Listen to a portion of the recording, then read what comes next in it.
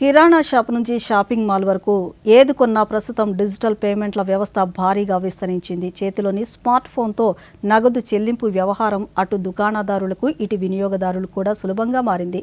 కేంద్ర ప్రభుత్వం కూడా డిజిటల్ చెల్లింపులను ప్రోత్సహించేందుకు 1500 కోట్ల రూపాయలతో ప్రారంభించిన ప్రోత్సాహక పథకంపై దూరదర్శన్ అందిస్తున్న ప్రత్యేక కథనాన్ని ఇప్పుడు చూద్దాం. దేశంలో డిజిటల్ వ్యవస్థ విస్తరిస్తోంది. అనేక విప్లవాత్మక మార్పులు కూడా తెస్తోంది. ఒకప్పుడు మార్కెట్లో ఏది కొనుగోలు చేయాలన్నా నగదు తీసుకువెళ్లే ప్రజలు ఇప్పుడు చేతిలోనే సెల్ ఫోన్తోనే నగదు చెల్లింపులు చేస్తున్నారు. దీనివలన ఆర్థిక భద్రతతో పాటు చెల్లింపులు కూడా సులభతరంగా మారాయి. దేశంలో డిజిటల్ చెల్లింపులు విప్లవాత్మక మార్పులు తీసుకువచ్చింది. యూనిఫైడ్ పేమెంట్స్ ఇంటర్ఫేస్ యూపీఐ అనేది ఈ విజయానికి మూలస్తంభంగా మారింది. 2016లో పెద్ద నోట్ల రద్దు నేపథ్యంలో National Payments Corporation of India యూపీఐని ప్రారంభించింది. ఒకే మొబైల్ యాప్లో అన్ని బ్యాంకు ఖాతాలను అనుసంధానం చేస్తూ తక్షణ చెల్లింపులను సులభతరం చేసింది. ఈ క్రమంలో కేంద్ర ప్రభుత్వం చిన్న వ్యాపారులను వినియోగదారులను ప్రోత్సహించేందుకు 1500 కోట్ల రూపాయలతో ప్రోత్సాహకాలు అందిస్తోంది. ముఖ్యంగా 2000 రూపాయలలోపు భీమ్ యూపీఐ లావాదేవీలపై 100కు 15 పైసల ప్రోత్సాహకం చొప్పున ఈ పథకం ద్వారా అందుతుంది. దీని ద్వారా డిజిటల్ లావాదేవీల వినియోగం పెరుగుతుందని కేంద్ర ప్రభుత్వం భావిస్తోంది. దీంతో పాటు యూపీఐ యాప్లు, Google Pay, PhonePe cash బ్యాక్లు, వోచర్లు, గేమ్ల రూపంలో ప్రమోషన్లు అందిస్తున్నాయి.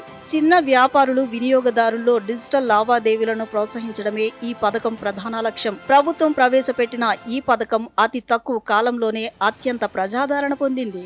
ప్రస్తుతం యూపీఐ ద్వారా దేశంలో 85% డిజిటల్ లావాదేవీలు జరుగుతున్నాయి. అంతేకాకుండా ప్రపంచవ్యాప్తంగా రియల్ టైం డిజిటల్ చెల్లింపుల్లో సగానికి పైగా ఈ వ్యవస్థ ద్వారానే నడుస్తున్నాయి. 49 కోట్ల మంది వ్యక్తులు, 6 కోట్ల 50 లక్షల మంది వ్యాపారులు, 675 బ్యాంకులను అనుసంధానం చేస్తూ యూపీఐ ఒక శక్తివంతమైన వ్యవస్థగా మారింది. ఇది కేవలం సౌలభ్యంగానే కాకుండా ఇది ఆర్థిక సమ్మేళనానికి సైతం ఎంతగానో దోహదపడుతోంది. ఫోన్ పే వచ్చిన తర్వాత ప్రజలకి, వ్యాపారస్తులకి చాలా సులువుగా ఉంది. చిల్లర బాధ లేదు, క్యాష్ తేడా లేదు.